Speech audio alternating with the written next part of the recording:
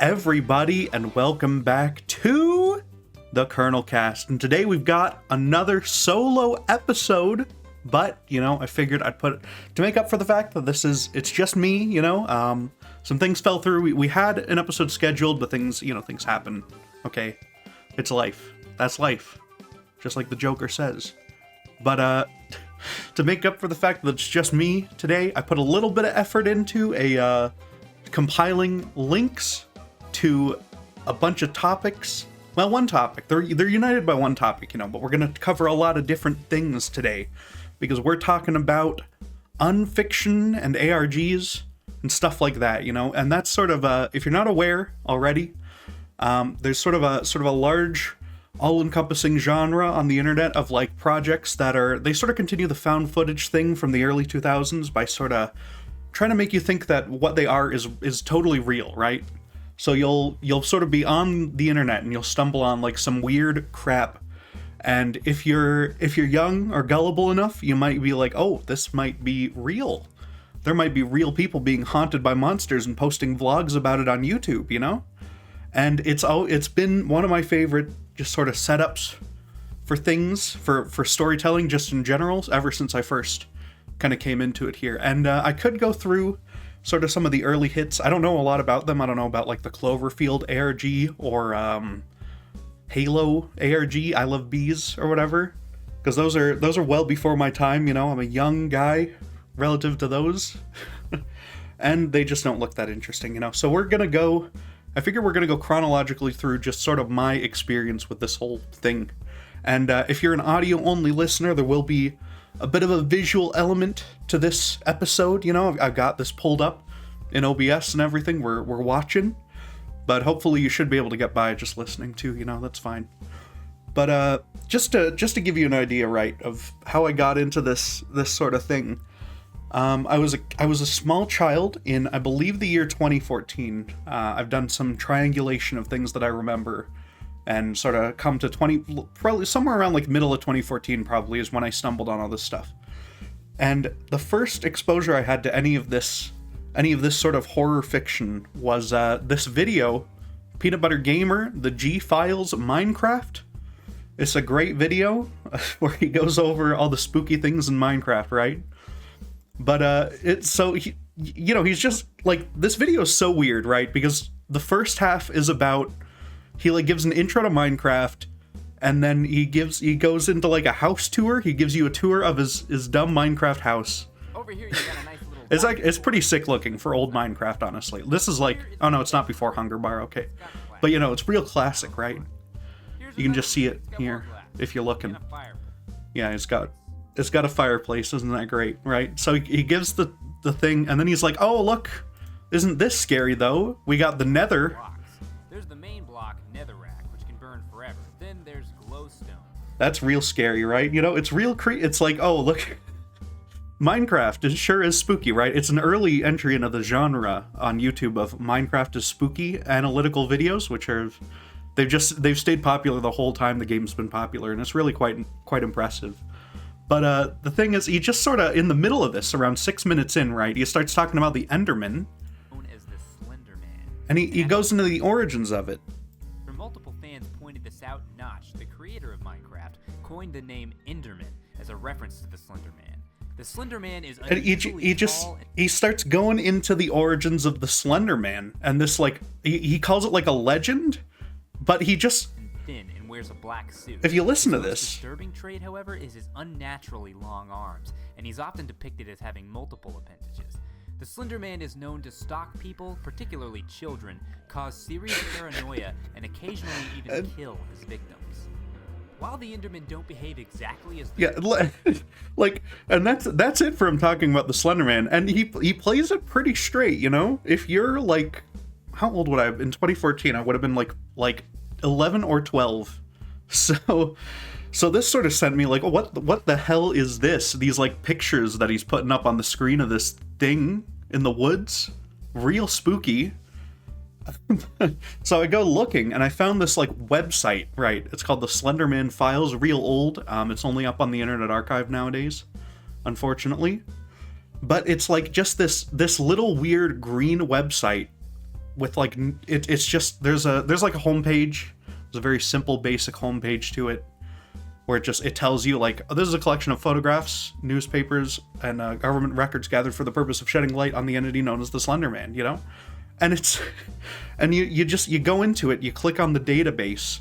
It gives a description, and then you can go into the database and just click on these links to like 16th century German woodcuts, and it gives you like, oh yeah, if it'll load here, one moment, yeah, I'm like, oh yeah, look at this. There's there are old woodcuts of a strange disfigured tall guy from the 16th century Germany, and you can just see there's like these look pretty convincing if you're not like developed as a human being, you know.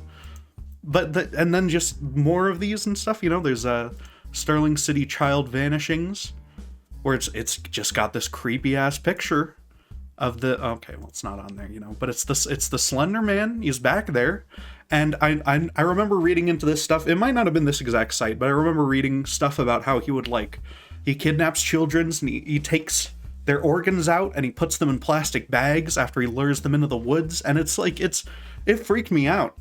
And it kept me up for a couple nights and stuff, and I was truly afraid of this Slender Man. And of course, now I know that he came from such a humble place, right? It's the Something Awful forums, you know. There was this random thread someone made, like put together spooky images, and you can see here if you look at it, we've got like, oh, look at this. There's a picture of a girl drinking a Coke can, but in the background, is there even anything in this? I don't even know if there's anything in this one, actually. I can't even see anything spooky. Oh, no, there you go. Okay, there's like a ghost in the background. Look at that, in the window looking at her. That's spooky, right? And just, that's sort of how it went with this sort of thread here. Like there's more spooky little Photoshop pictures of creepy stuff going on in the background. And some of them are truly terrible. Like, you know, I mean, it's an amateur Photoshop like contest with no reward, no nothing, just by people on a forum, you know. So some of them are gonna look a little bad. But then, like, with just sort of 3 pages in, it's all ghosts and nonsense. And then you get to page, I believe it's page 3, right? Probably somewhere toward the middle. Yeah. Page 3, there's this guy who just posts like, oh yeah, here's the Slender Man, and he posts these 2 pictures, and it's the tall guy behind all the kids.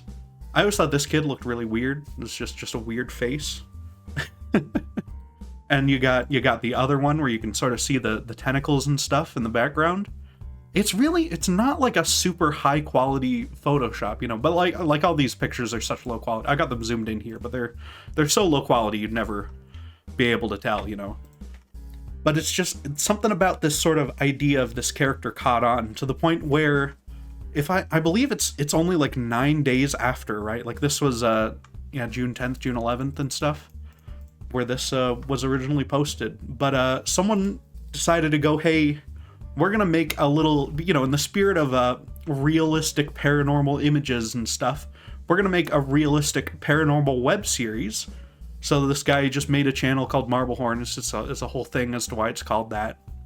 But you just start posting these little web series videos. That's a spooky noise. You know? And just sort of started this whole mythos of this character through this web series. And, you know, nowadays, of course, there's the distinction between Slenderman is different from the creature that appears in this. You can see in entry number 1. Look at this. Look at this dude. Oh, what's out the window? Oh, it's a guy in a suit? I always thought this is kind of the worst, like, showing for poor Slenderman in this whole series, you know? But of course, the distinction is now well known that this character is, of course, the operator. He's slightly different, you know? He doesn't have the tentacles. He's less interested in children, I guess. But, you know, like, throughout this series, and it builds on, and it has these characters and everything, and it becomes like its own little Blair Witch kind of thing, you know? But there's just, I don't know offhand, like, all the ones where all the best appearances are, unfortunately. But there's some really good imagery, I think, of him just skulking around and being spooky and showing up and stuff. And it looks really sick when they get him right, when they get him like lit right with the good distortion effect on him, you know, he messes up all the cameras. It's so cool, and it's fantastic. And this was, this whole thing, I don't remember when I saw like Marble Hornets. I didn't really watch much of it because it's sort of, if you're 12, it's sort of boring. It's sort of like some text plays for 20 seconds, and then you see him in the window, and that's it, right? It's sort of boring. But the whole time the story was going, they ran it for about 5 years, right? Yeah, about 5 years. I think exactly 5 years. It's probably, yeah, like last entry, I think, is right after, it's like same day as the first one, but 5 years later, sort of thing, on the anniversary. But they ran a Twitter account with it as well, of course. They had the whole, it's just keeping the sort of air of reality to the whole thing, even if it is like kind of like a ridiculous concept of this tall spooky eldritch monster, but that it makes it so much fun to be able to follow it and just sort of pretend in your mind that it's real the whole time. And that it inspired a lot of other ones. There's Everyman Hybrid is the second one, I believe it's the second one ever made, in March 20th 2010, pretty soon after Marble Hornets, around when it would have been picking up traction. And this one sort of started a tradition where you sort of you don't really, because you can't do too much with Slenderman specific. I mean, Marble Hornets does this too, where you can't focus just on him because he's like nothing. So they sort of have their own like set of characters and like their own new monster who's very, very different and very Joker-ish,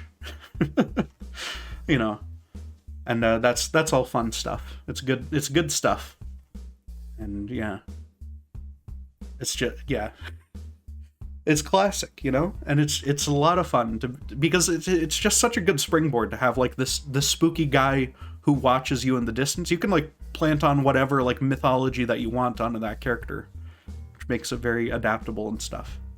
It's very good. The one that I remember watching the most is Tribe 12, which there's some shit with the creator of this he turned out to be a pretty awful sex predator guy, so no disavow, obviously. Pretty horrible stuff from everything that I've gathered. I didn't look into it too much, but pretty fucking horrible. And he sort of just disappeared himself off the internet after that. So full disavow. If he's not willing to defend himself over it, it's probably nothing good, But the main reason that I ended up watching a lot of this one is because it had these videos where it's all black and white and spooky. And this, like, they're not really frightening. I don't remember ever being afraid of anything that happened in any of these. There's maybe a couple jump scares that got me, but like just the look of it is very interesting, I think, compared to a lot of the other ones, because like Everyman Hybrid is sort of dry. There's a lot of if you get into it and you get into the characters and everything, it becomes pretty good and pretty fun to follow, but it's also very complicated. It's all spread across like other accounts and other things. So you'd have to look up like a compilation video that nobody had made at the time. So I didn't really get too far into it as a kid. But, it's just the whole, and the coolest part is that eventually there's a point where they like cross over and stuff, and you start, the different characters, they show up in each other's thing, which is very fun. So he's got this guy who's in both of them. And it's super fun that they sort of just put together this whole like universe of characters and stuff, and they integrated in. There's other series that didn't get quite as much attention, like Dark Harvest is I think the fourth biggest probably, and they all tied in. They met up with the other characters as well. M.L. Anderson was another one. I didn't watch it. I only watched the one. Of course, the only fucking one that I watch is the one by the evil fucking Epstein monster. But I'm sure I've been meaning to get around to watching all of these because they're all like just very interesting additions and stuff that they have to like play on and add on to the lore and everything, which is all very neat. Pardon me, I'm gonna take a sip of water here. Delicious. But yeah, and it's sort of this sort of whole universe, the Slenderverse, you could say. It sort of got me into this whole connected idea of this concept of like just making a spooky story that seems very real to people who are sort of on the outside looking into it, which is very, it's been very fun to like go through and find all these.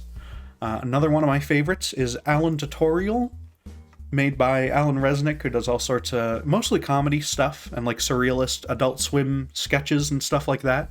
And all of those are very good, like unedited footage of a bear and This House Has People in It. And they're all very good. But this one, it is it's about like this guy who I want to say the hints pointed toward him being have very very severe autism or something. And so you just follow this guy, and he does it's funny because some of these videos are very funny. Like you watch How to Crush a Can. Oh, sorry. I relate a lot to this character. But you get How to Crush a Can of Dr. Pepper with Slats of Wood. On my page, I'm going to show you a new tutorial. Is put the can on its and he side just and drill a hole. You put the can on the side and you drill the hole. Into the can, And he struck because of course he's holding the camera with one hand and the drill with the other one, so he struggles a lot air holes, for full minutes otherwise it won't. to get this can and drill this hole into it. And it's, you know, like there's a large level of comedy to it, but if you sort of look into like the details and sort of figure out like the symbology of some parts of it and stuff, it's a very sad and horrible story about this guy who's you know, his brother's like renovating his home and stuff, and he's like clearly messing with things, and I guess his brother gets fed up with him at some point and just throws him on the street, and then he gets picked up by like some evil torture dungeon where he's forced to make shitty videos, like drinking evil liquids out of cups or something. You know, it's a good little story told across these, and it's very fun. But, you know, this one, I believe it also had a whole Twitter, yeah, you gotta have the Twitter account, you know? You gotta have the Twitter to go through the whole thing. And it's just, the Twitter accounts are, I think, more fun when you have characters like this who are maybe like a little off in some way or something, you know? Because then you get all sorts of stuff. He starts covering politics at one point. Or, I don't remember why, but you know, it's very fun. And it's just, the whole time, you know, it's played straight. The guy who made it, he hasn't really talked too much about it in any interviews or anything that I've seen. He mostly just sort of put this out and made it across, what is it? Yeah, about like 3 years, maybe 4 years, and just made this whole little story. And a lot of people watched it. They watched how to leak on a piece of paper all the way through to toy roll, you know, and that's great. And I love this one. This is probably like top 5 for me out of these, because it's so weird and comedic in its own like strange, depressing way, you know. It's very good. I guess and of course something I figure I'll mention here because it's just sort of feels pretty relevant. It's just the Five Nights at Freddy's games came out around this time as well. And I remember I was watching Game Theory. I was always watching for new videos from Game Theory, and he came out with like an unhinged fucking video about how this game represents like a real murder. And he goes into like, oh well, this guy got shot in the back of the head in the hallway, and this chica stands in the same hallway. Could this be representative of this real murder victim? And it's very strange. But you know, this series of games kind of lives in the same spirit of like there'd be a lot of ARG puzzle solving kind of things, you know. You have to go across you don't have to go to like different websites in Five Nights at Freddy's, you know, but you'd have to like talk to other members of the FNAF community and figure out how to solve the little puzzles. And if you were able to solve them all, then you could get like better endings and sort of unlock more lore for the game and what everything means. And it had this, I think from 1 to 3, the story that they told with this is actually, well, he told with this, Scott Cawthon, the one guy who made these games and is now like a turbo millionaire off of this, is it's pretty compelling, I would say. From 1 to 3, strictly from 1 to 3, I fell off of this hard by 4 because there's the consensus at the time was that 4 was all a dream, which I don't think the dream thing really takes away much from it, because like, it's not real. Well, it already wasn't real, you know, like it's real in this kid's head, just like it's real in our heads, you know, so whatever. But like at the time it really disappointed me, and I thought it was stupid. And it is kind of stupid in some ways, but you know. And I fell off of it hard. 5, I think, jumps the shark because they add so many new characters, and it starts being about like this family, and they're all British, and it bothered me a lot. So I don't know, I fell off of it pretty hard. But those first 3 games, I will maintain, told an interesting little story about a serial killer who gets got in the end and turned into a green rabbit. So that's all very fun. But you know, and it sort of kept the spirit alive in its own ways, because it had this very immersive game. Of course, you sit down in the thing and you just watch the security cameras the whole time. And I feel like it must have been a big influence on sort of the next stage after like after Slenderman stuff. The next sort of stage of like big unfiction alternate reality sort of projects was probably analog horror, which takes this sort of old-timey aesthetic, you know? And you'd get the series. Local 58 was like really ahead of the curve, honestly. Fucking Chris Straub made this many, many years. He wrote Candle Cove, you know. If you know what Candle Cove is. But he you know, he made this quite a long time before any of the other analog horror stuff, like at least a couple of years, which was neat. But it sort of set this trend of like, oh, you can make like a compelling web series about like a really weird concept and stuff, and just make it with like whatever. It's like all of this. There isn't a character in Local 58 really, as far as I'm aware. There's just videos of like, oh, this one it's all from this weird like local broadcasting station, and this one is like, oh, the US put out an emergency alert by accident that tells you to kill yourself and all of your children. What is it? Infants and pets, the smallest patriots, of course. You know? Join your neighbors, your family, your God, you know, stuff like that. And just sort of, and every video would be like a different sort of concept, but they're all sort of linked by the moon being evil or something like that. I don't really remember the details, you know. But they'd have all of these strange things. They're like the real sleep, little sleep experiment or something, I think. See, this, like, you just scrub through the timeline on this one. It's mostly just text. It's just text, and it, like, creates a mood and an atmosphere and sort of gives you... There's these spooky faces play, and it unnerves you. But it's meant to be, like, some sort of test or some sort of something comes out of this. But it's so fun to just sort of have this... It, like, you can literally just make one of these with like, you don't need to even pick up a camera. You can make them entirely within your little computer. You can just draw stuff and make little like Photoshop pictures and stuff, and you can create like a compelling story out of different concepts and weird horror things going on. And I guess the biggest one out of that sort of type of these would be the Mandela Catalog. And I'm always going to be salty over the Mandela Catalog, not because of what it is. that's a great spot to start the video, yeah. But not because of the series itself, right? So you can see this one is blown up to like 15 million views on the I think this is the top video on the channel.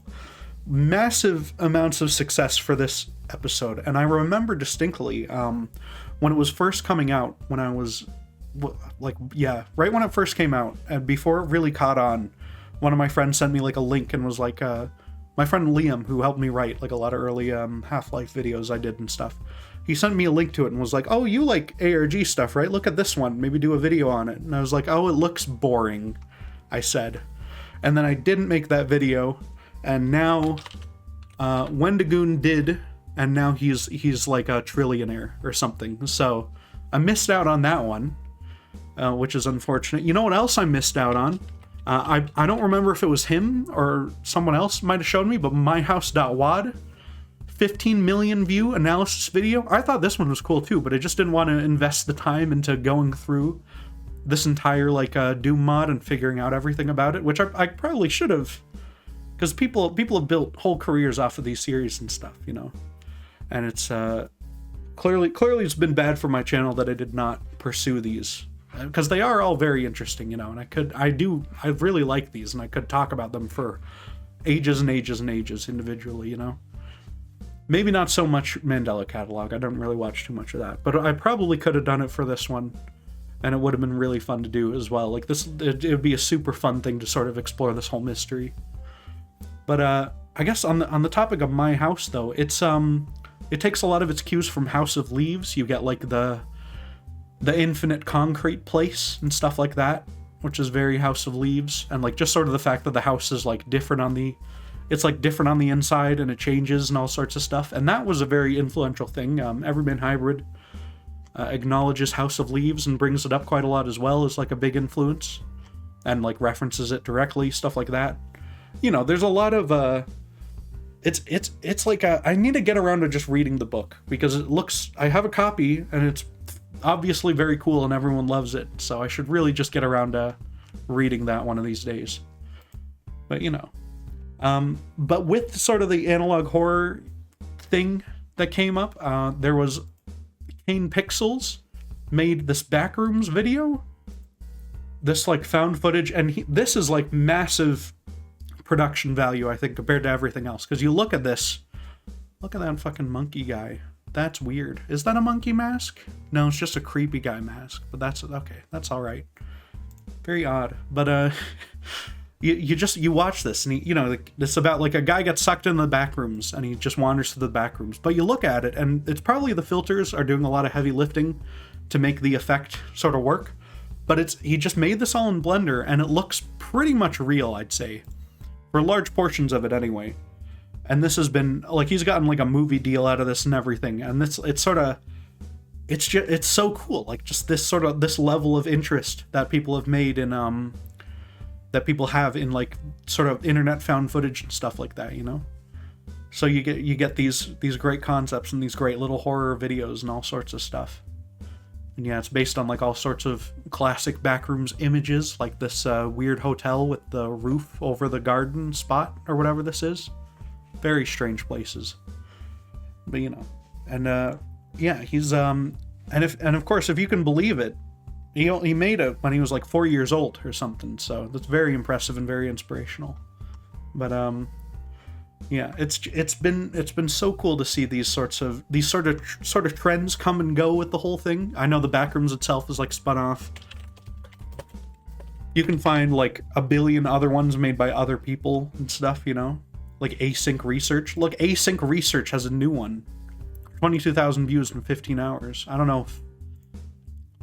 I'm looking at this, like, this looks about the same quality almost. I don't know if these are real locations or not. Probably not, I'd guess. I don't even know.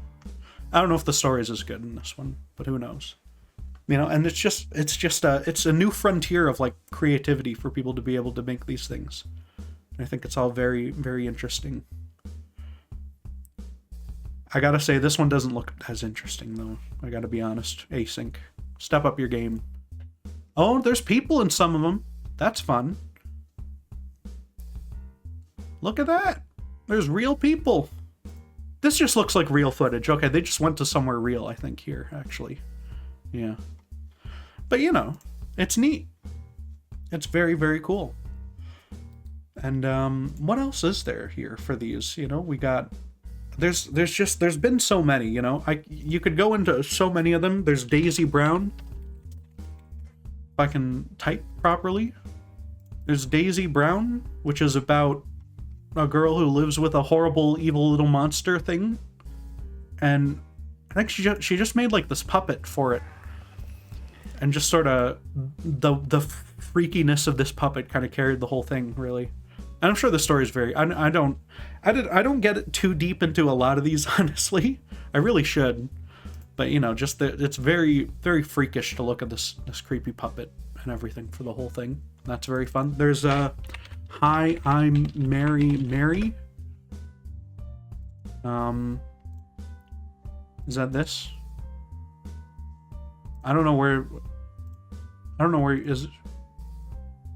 Okay. That's weird that you can't just search it and it comes up with the real thing. But, you know, this is someone getting stalked by a monster kind of series, you know, in the comfort of their own house. It's cool. I just can't overstate how much I enjoy this sort of stuff, you know? And, I guess what I really wish is that Slenderman would make a little comeback. You know, if someone would learn Blender or Maya 3D or something like that and make a really sick ass Slenderman. Because one thing that sort of bothers me about all of these is, if you look at Marble Hornets, all of its what's the one where he shows up in the room and it's really cool? Is it this one?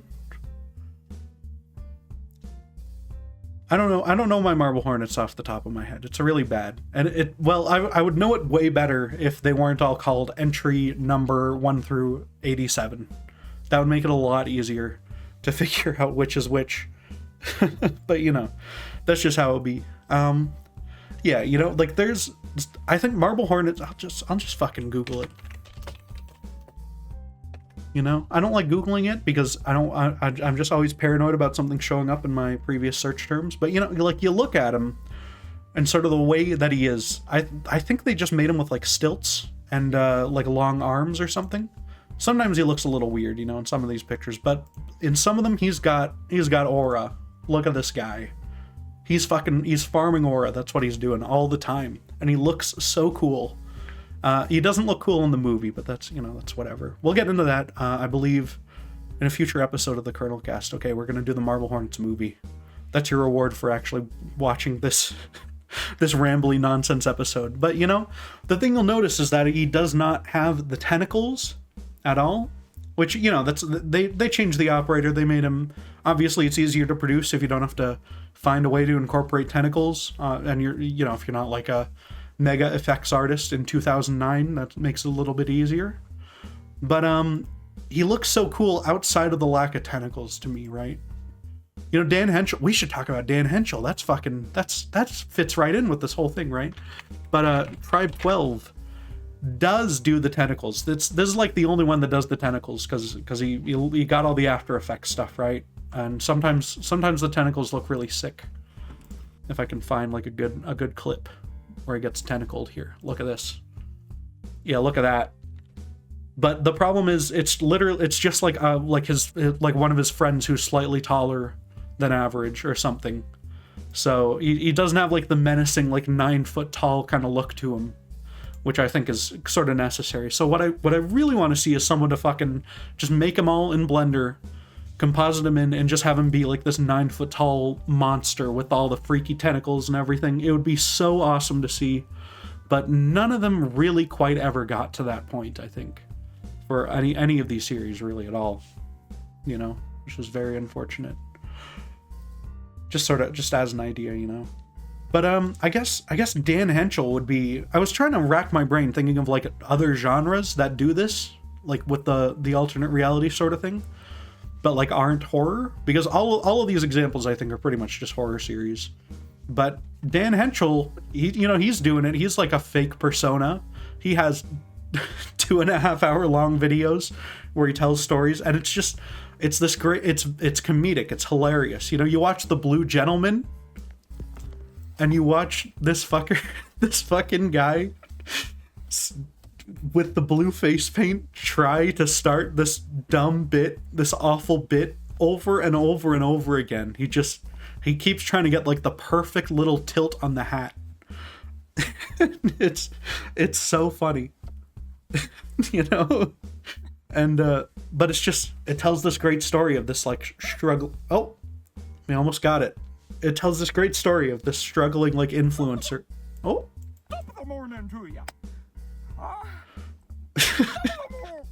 You know, yeah, he's trying it out. He's almost getting to it, you know, but it's this great sort of story of this guy he goes through all sorts of strange arcs. There's all sorts of side characters, but it's all from the perspective of like this struggling influencer who just does these videos in his car, you know? And so he's very inconsistent on what is satire within the fiction, which, you know, at some point there's alternate universes. Dan Henschel lore goes very deep. There is an alternate universe component to this where he has an orb that takes him between realities or something, and in some of them he's like a pilot, or in some of them he's the Joker or whatever, you know. So it's very intricate. It's great, but just watching these like 10-minute long videos of him being unhinged is so entertaining, and just giving a full explanation of it. And just ranting about like all his personal annoyances. Everybody goes up there and does donuts and all sorts of nonsense. So, I guess this person was being reckless and wasn't paying attention. Yeah, the cheese situation. Stay informed. So, this leads me to the cheese situation. Basically, I have been doing sort of like a face mask of I don't have the container with me anymore, but it's basically at the Smart and Final you can get these really big cans of processed nacho cheese, basically, and unfortunately, he just goes through, and I think a lot of the time, if I had to guess his creative process, I think he comes up with a title and just tries to make something with that. Like, my nephew is paralyzed and somehow it's my fault, or Karen thinks I pushed her kid off a cliff. Stuff like that. Welp, my grandfather was a serial killer, and just sort of tries to think of like, okay, well, what sort of situation could lead to this title being appropriate, and how will I sit here and go through this story for 10 minutes or 20 minutes or multiple hours, and just sort of give a whole accounting of it. And it's great, and the whole time it's very immersive. This could totally be just a real guy. I mean, maybe not the parts where he's killing people and stuff like that and teleporting with the magic orb, but especially lately, I think a lot of his episodes have been very grounded. Like Issues with My Character, the Yeller Feller, where he just goes into copyright problems he's had with this new concept he came up with, It's very, it feels so real. It's fantastic, And I love it to death. I love Dan Henschel. And I'm so excited to see what else he does. What's he doing right now? Is he posted a new tweet?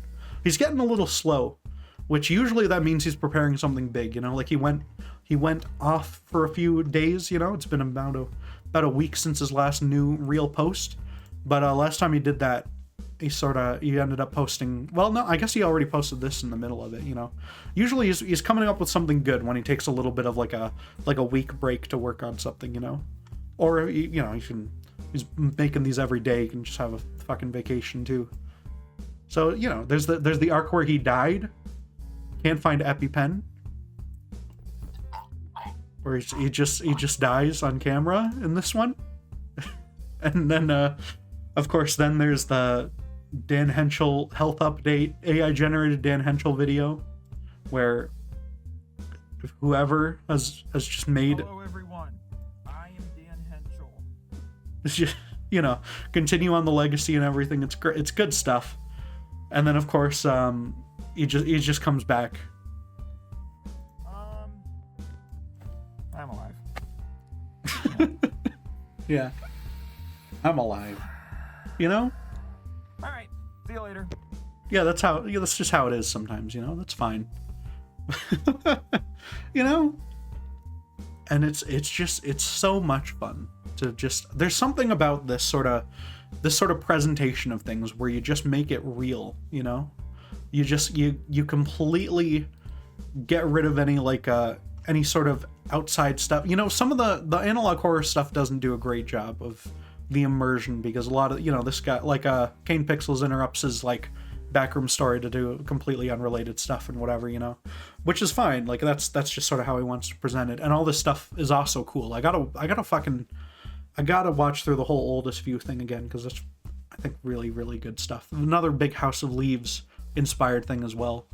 But it's sort of back in just some of these older ones like Marble Hornets and stuff, the immersion is kept completely, nowadays it'll link you to this fucking store, unfortunately, where you can buy the comic, which is annoying. But for a very long time it was literally just, it's Marble Hornets, and that's what you see is what you get, and it's real, and it's such a cool concept. And I must say, I watched a lot of Night Mind as well, sort of go through a lot of these things, and Night Mind of course explains a lot about various series and stuff. We covered a lot of the Slenderman stuff early on, which is really... I was fucking watching this guy so early, actually. Good God. I think I started watching this guy within, like, the first... I think I was there when the Alan tutorial episode dropped, which means, I guess, within the first, like, 2,000 subscribers. That's pretty fun. I was there, chat. I matter, because I was there. But, you know, it's, it does a great job just sort of going through a lot of these and stuff. I do think the very nature of a lot of these analysis sort of videos does mean that you can sort of just watch them and get a full understanding of the entirety of any given series and just never watch the actual series, which I think is not great. Because sometimes you'll see things where like Wendigoon has covered some random series or something and he's gotten like 2 million views on the video, and then you go click on it and it's like, oh, the original uploads have like 50k each, and I gotta be honest, I don't know if I'd be able to handle that myself. I think I might be very upset. But you know, I'm sure it's generally a mutually beneficial sort of thing, I think, which is nice. And yeah, it's very neat to see how this sort of whole genre has evolved and everything, you know? And I'm very excited to see where it goes next, because I don't know where it's gonna go. You know, it's sort of, you can't really predict it, which is one of the most fun parts of it, I think. Maybe we'll get Jeff the Killer analog horror. Is that a thing? Has anyone done that? I got a concept written up for Jeff the Killer analog horror, so I should know if someone else has done it. Okay. Not some people have tried, but not to great effect, maybe. That's okay. There's Vibing Leaf does a lot of these. Vibing Leaf sort of reimagines a lot of old creepypastas and also Roblox horror and stuff. See, one of the weird things, one of the very strange things about the whole internet is that your threshold for what you can take seriously and does not seem kind of lame is going to be on a razor's edge, you know? Because people are like, I'm sure a lot of people, probably some of you watching, think all this Slenderman shit is lame as hell, you know? But I come and I love it, and I enjoy every bit of it. But then I see like, oh, Roblox horror, and I'm like, I'm just not going to take Roblox horror seriously, you know? Just maybe a flaw in me as a person, you know? But this guy, you'll go through and he sort of reimagines a lot of really classic creepypastas, you know, old. I think he did Red Mist, the Squidward suicide classic. Just like one of those things where the original story is just awful, just absolutely not a good thing at all. But, you know, it's just people can sort of come through and, like, remake all this stuff, and it's very neat to see. Smile Dog. People do a lot of Smile Dog stuff lately. Chainmail Chasers, which another one that I think I just stumbled on Chainmail Chasers pretty early on, but this one is very neat, because you just sort of... It's just like, what if Smile Dog and all these other things were like real eldritch monsters and stuff. And it's cool because it starts with, like, very believable... creepypasta image origin videos and stuff, you know, and they just sort of go through like the history of the pictures. Like the Jeff the Killer one doesn't have anything paranormal in it at all. It's just like, oh yeah, this one, like, look, here's the history. Look, you can see it on the creepypasta wiki, and then you can see, well, here's the weird Killer Jeff guy who posted it many years ago and stuff. But no, actually it traces back to old Japanese forums, you know, and then that's it. That's the video, which is very fun. But then, of course, they get to the Smile Dog episode, and Smile Dog haunts them forever. But it's very fun to just go through these and sort of see with this one, like the evolution of the story has been very it's been pretty slow going, but there's a lot of like, just here's we're gonna talk. I like the Half-Life appearance, that's very good. But we're just gonna have like a Discord conversation about it and stuff, you know. And you really get to sit with the characters and stuff. No one really goes on screen very much for it. I think a couple characters show up on screen in videos, but like sort of for the most part, it's just like Discord conversations and, you know, talking to the Smile dog through the screen. There's some cool, like, video effects and stuff here, right? Like, look at this. When Smile Dog fucking hijacks the PC. Isn't that cool as hell? That looks so sick.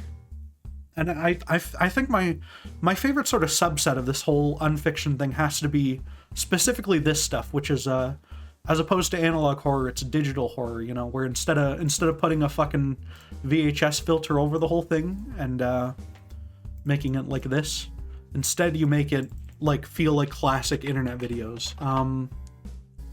What's it? Morley Grove, not Morley Grave. Morley Grave might be one of the episodes of Morley Grove, but you know, you got Morley Grove is a fantastic episode. It's not there's no Morley Grave. I'm sure that's a future episode if he ever gets back to making these.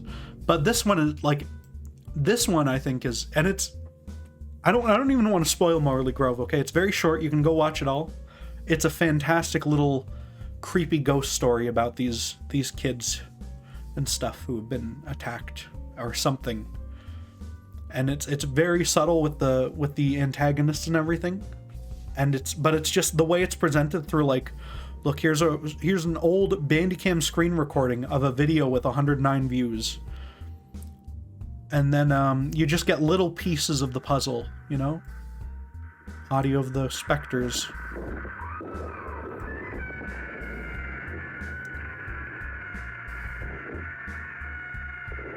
You know, stuff like that. It's very fun. And this one, I got it, almost none of these managed to actually, like, disturb me or bother me in any real way. Like, almost none of them have scared me, basically since the first time I found out about Slenderman and stuff. That was like the last thing that actually really frightened me from any of this stuff. But, you know, like, this one really gets under my skin and fucking freaks me out, I gotta be honest, you know? And it's so cool just to have it be like all these old, like, contextless sort of video clips that when put together, you sort of put together the story and everything, you know? Which is how a lot of the analog horror stuff does it as well, but having it applied to, like, you know, it's more nostalgic for me. It's when I grew up in the early 2010s, or like I guess, you know, late 2000s and mid 2000s and stuff like that, you know. Happy Birthday Dustin, classic. I don't know if that gets copyright claimed. I guess probably not if it's on here, right? That's probably fine. That's the really nice thing about these, is you can cover them with not a single worry about being copyright striked. It's fantastic. Yeah. You know, very good stuff. And I really hope this one continues on and comes back. This has been on big hiatus. Remy Abode made a much more popular one, Gemini Home Entertainment, which is like a more classic analog horror thing. It's about monsters who turn you into a red guy, and it is pretty well produced and very frightening as well.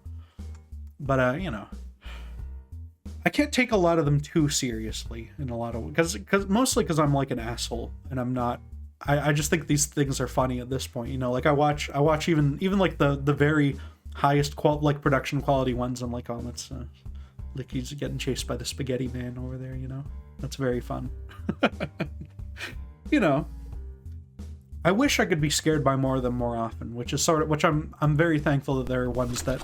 Oh my god, that was loud in my ears. Sorry, but. You know, I'm very thankful that some of them still do get under my skin and freak me out. It's very nice. And I guess one thing that is also very important to note is that whenever, I guess, because the Backrooms movie is coming, I guess we'll see if the fucking Backrooms movie is any good. I hope they give this 4-year-old creator a lot of creative control over it, because A24 is producing it and everything. I really hope they give him a lot of leeway to just do whatever he wants with it and make it like it just, you know, we're living in a post-Skinamarink world, okay? You can make a movie where it's just like a series of video clips without very much context, and you just sort of put together your own, like, idea, you know? You can make that and release it, and people will go see it, and it's fine. It works.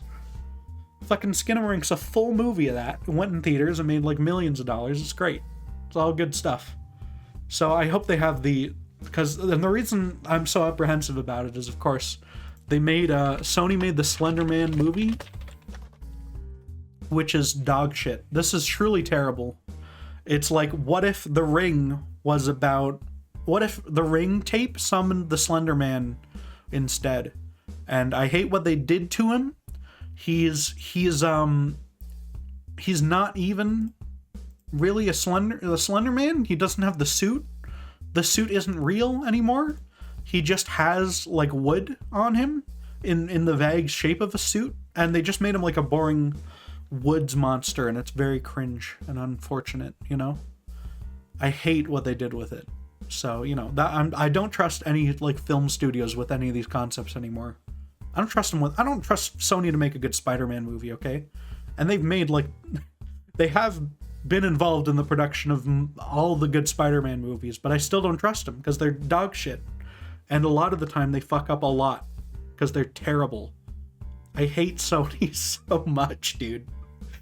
But, you know, it's like they generally don't do well with this, you know. The Marble Hornets movie is a bit lower budget. It is like a real found footage movie. We'll get into it in a future episode, you know. Oh my god. You know, but it's like it's significantly better, well, than the other one, you know, but it's still like basically dog shit compared to the original series and stuff, you know. Which it just tends to be how these things go. You know? No one's ever made a good movie out of like an internet phenomenon. I don't think it's ever happened. And I don't know why it can't happen. I don't know why the Five Nights at Freddy's movie sucks so bad. Like, you just get someone who can write like a decent character and just put the character in the game and it's good. But they couldn't do that. So like what the fuck? It's ridiculous. But yeah. That's the state of Unfiction online and the Slender Man. And you know what? Let's keep this episode going a little bit longer. Let's play Slender the 8 Pages real quick. You know what? Why not? Because I wanna. I haven't played this in ages. I don't know if I barely played Slender the 8 Pages in like the olden days even. But you know, I think it's really cool though. You can actually like click the links and it'll link you to Marble Hornets and Everyman Hybrid and everyone.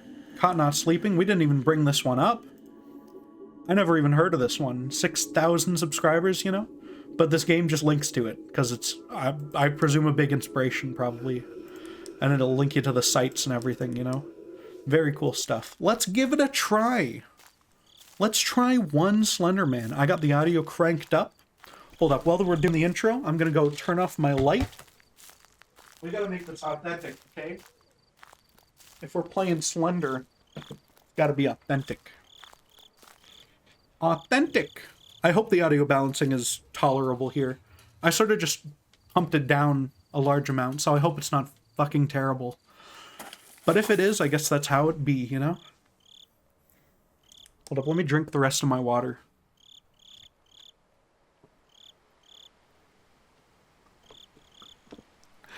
Just because if I flip my shit, I don't want to spill this everywhere.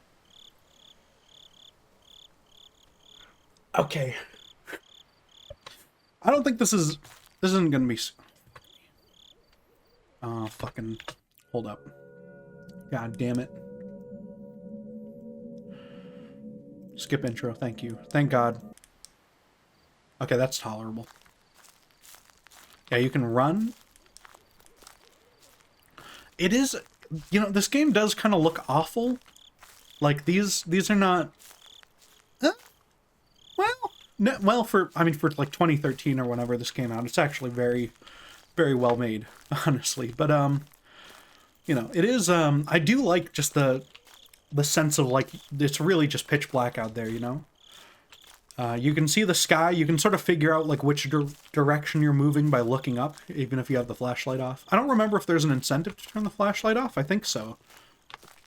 I mostly know if you see him, you just run away and turn off the flashlight, I think. And that's how you deal with him, if I remember right. You know, you find his pages. And it is sort of unfortunate that that's sort of what the character has become, is Find My Pages. Parodied in Baldi's Basics with Find My Journals or whatever. Find My Textbooks. I don't remember. Notebooks? I think it's notebooks, but you know. Well, we got the building. The building is very tense. You know, we're going to save the building, actually. We're not going to go in there because I do want to get a tense moment where I can do a fake YouTuber scream later. That would be very fun. We're not going to go in there. There's always a page in there, and it's always harrowing and terrible, so we're gonna wait. I don't have like a map or anything. I don't remember what the layout of any of this is really and where you actually find anything. But I'm gonna wait till we get to like 4 pages to go in there, okay? That's what I'll do. Maybe I'll do this one try, you know? We're only doing the one attempt, okay? And look, here's this is very Marble Hornets inspired, is this tunnel here, of course. The tunnel is big. There's big moments in Marble Hornets where they're in this tunnel. Or a very similar tunnel. I mean, you know, it's obviously not this tunnel, because this tunnel's in a Unity video game, and that one's somewhere in Alabama. But, you know.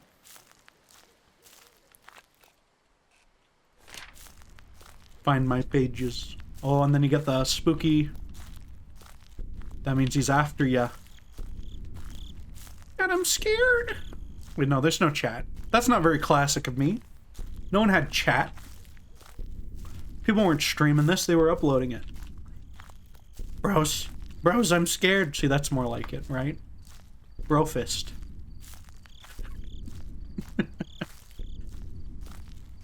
Ooh. It's a little spooky, I gotta be honest, you know? It's a little spooky. I'm gonna keep making bad jokes so I'm not so spooked. I'm just gonna pretend he's not here. I'm just gonna ignore him. I'm just going to ignore the very concept of a slender man. Everyone is 200 pounds and above in this world, okay? That's what I'm saying right now. It's my headcanon. Can we find, like, the water tower? That would be convenient. Oh! Ooh! I gotta be honest, that bothered me. Bothered me. Something fierce.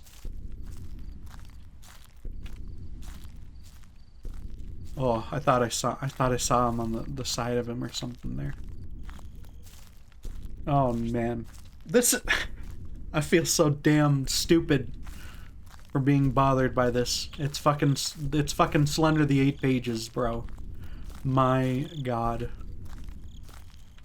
In 2025, we're playing 8 pages and I'm scared. Oh no. I don't know where anything is, unfortunately. Oh! You're too slim. He's actually not that slender in this particular game, I gotta be honest.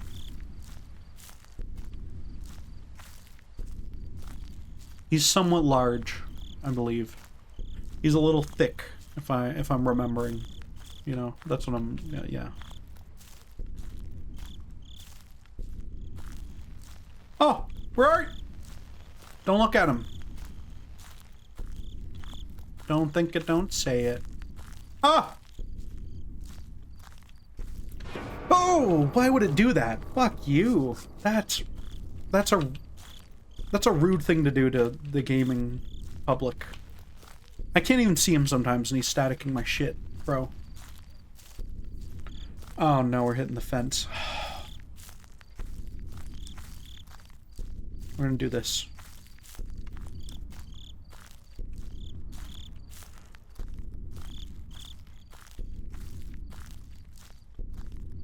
I need to get back out to like a clearing spot.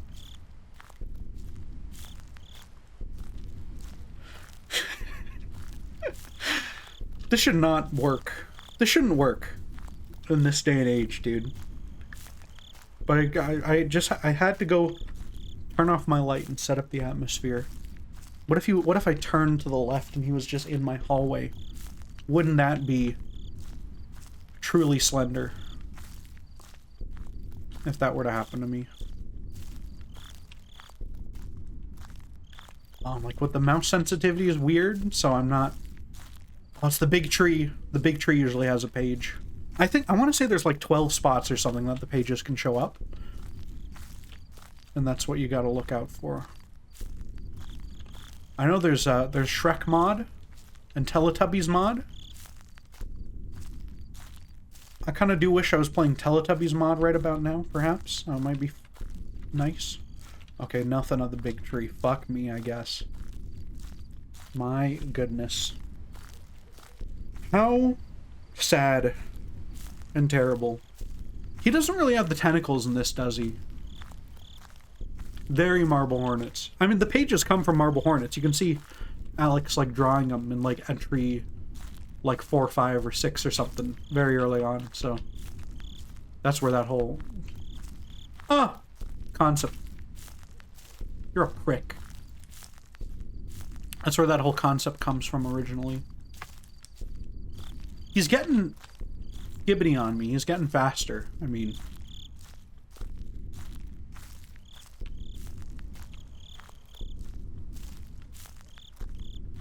We gotta get 2 pages, dude.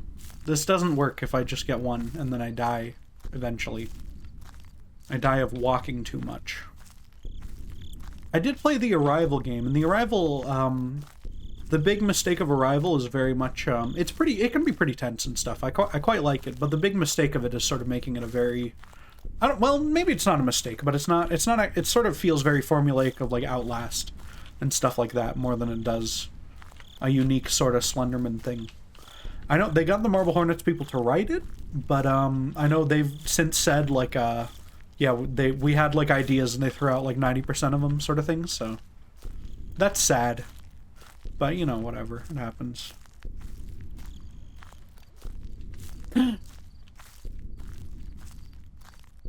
Page. I bet he pops up right next to you. Always watches, no eyes. No? He's not here.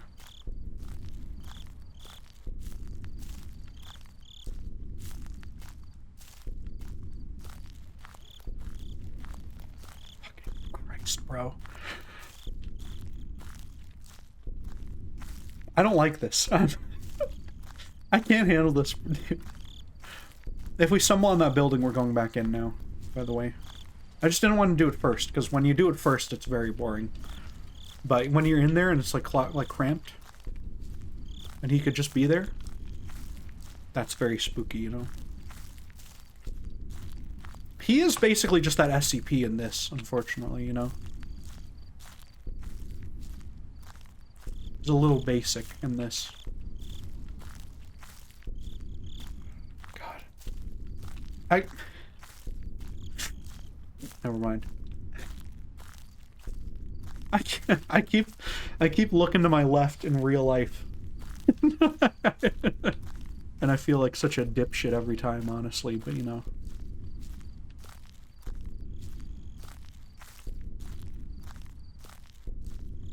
My God. Okay, it's getting boring again. Oh! Never mind. Please get boring on me, Slendy man.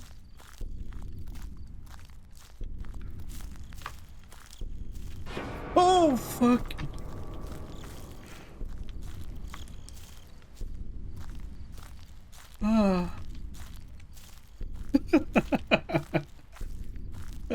You know, I should have a face cam for this, you know? That's unfortunate that I do not. But I'm also never gonna do that, so... That's just how the cookie crumbles on face cam. Sometimes the cookie be crumbling, you know? This is what the game makes you do. It makes you just, like, fill the air with bullshit and nonsense for no reason. I want to find the spooky building again. How many pages are we on? 2? 2 is not many to be this freaked out. You're supposed to get scared when it's, like, 8. Well, not when it's 8, because that's when you win. And when it's, like, 12. No, not when it's 12. When you have, like, 7, you're supposed to be freaked out, or 6. Don't Discord me right now. I'm Slenderin. I'm so lost.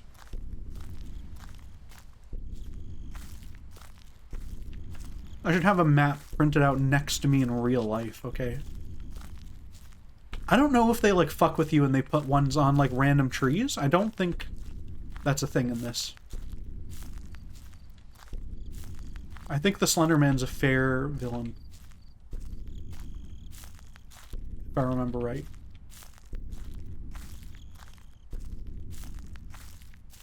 I'm getting bored again and frustrated, which is always a bad sign, because that's when he's...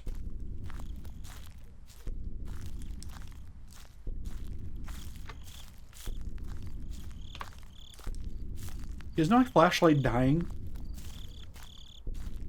I don't know anymore. What?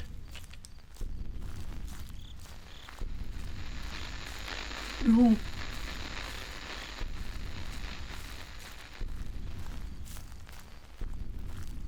I don't understand what happened there. Oh! You best stop, buddy.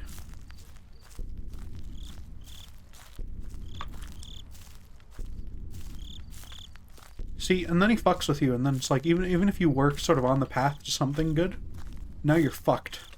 Oh, we're here again? Wait, we might be close to the bullshit building. Thought that was a page. But it was jack shit. It is nerve-wracking. You know, he could be around any tree. Oh, see? There he was. We're just going straight. Oh, well... Sometimes it plays and you're not actually looking where it wants you to be. And that's unfortunate, you know? We might quit. Because I'm getting sick of this, actually. Sick of your shit. No wifing in the club. Give me $20. Etc., etc. There's noise. The noise is sort of... Oh, new location.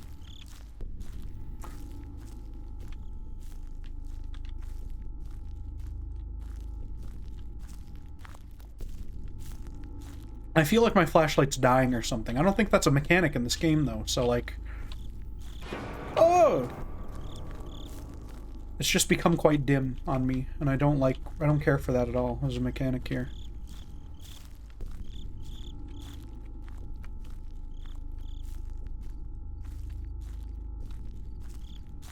I can't see shit anymore.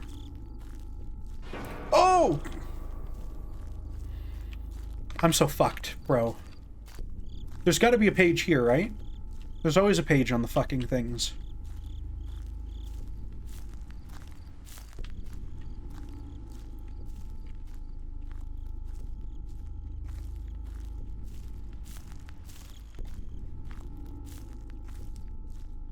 What if I just stood here like this for a minute? I'm not doing that. I'm scared he'll just kill me if I do that. No, no, no!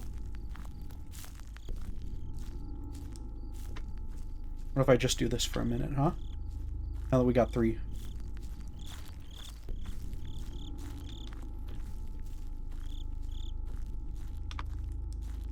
Oh, it's so dim. Why would it be like this? Oh.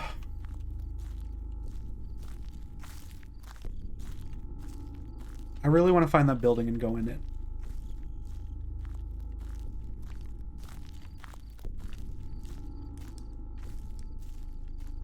I'm like freaking myself out by looking behind me and stuff. I don't need to do that.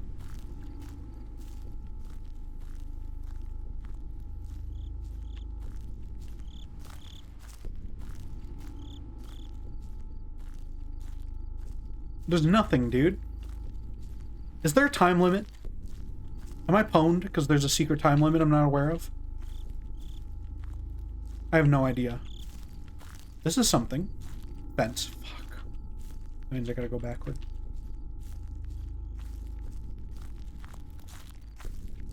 No! He tried to get me. He thought I was pwned. I'm so pwned. He was so right. I'm so pwned. I believe in this game, you're retconned to be playing as Kate from The Arrival. I believe I'm Kate right now. Kate, aka The Chaser. Famous Slenderman proxy from Slender the Arrival, I believe. Proxies are a weird thing, because they're not... They're like they basically exist because people didn't interpret Marble Hornets right. There's a spooky mask guy in Marble Hornets. And a spooky hood guy in Marble Hornets. It's flickering. I'm gonna turn the flashlight off and just wander for a bit. No, I'm not. Is that a fence? No. Can't see shit. But you know, so people just sort of assumed, oh, well, they're spooky, so they must be working for the Slenderman. Which is not the case, I don't believe, in Marble Hornets. But people decided that, and sort of invented this whole concept of, like, the proxies who work for Slenderman. And it's basically just bullshit. I mean, you know, it's like a logical kind of extension of it, you know. He's got his tentacles in my brain kind of deal, you know. It's like fine, and it works, and it's cool in some stuff. But it does originate, I think, from people not getting what the one series was trying to do. You're a dickhead.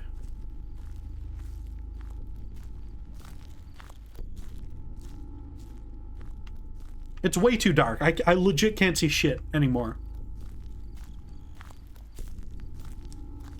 Look. How am I supposed to play? The light's on.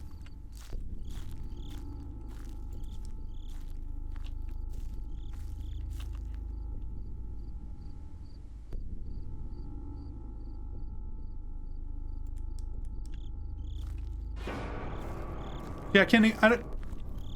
This doesn't work when I can't even see. Let me...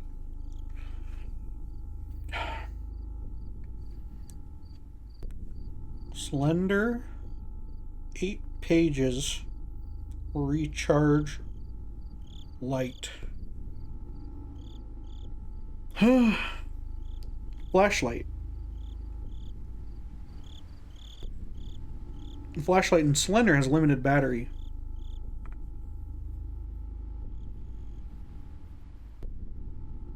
Oh, it does just run. Okay, it just runs out of battery eventually, and then I guess you're fucked. There's a hard like 15-minute limit on this fucking game, I guess. Well, I guess I'll die then. Wow, that's unfortunate. We'll try one more time, okay? Briefly. Yeah, look at how useful that is when you have the light. I guess the game is telling me don't use the light. So I just won't. Fuck, I'm actually so mad, dude. I'm actually so mad. You know, fuck, whatever. Whatever, we're done. We're done, dudes. Options. Whatever, we're done. We're donezo with Slenderman. That's fine.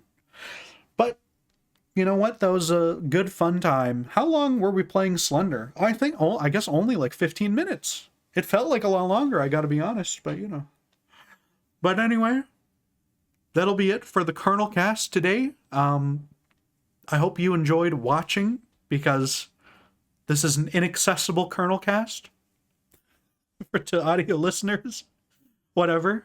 Thank you all, though, and goodbye. Peace out.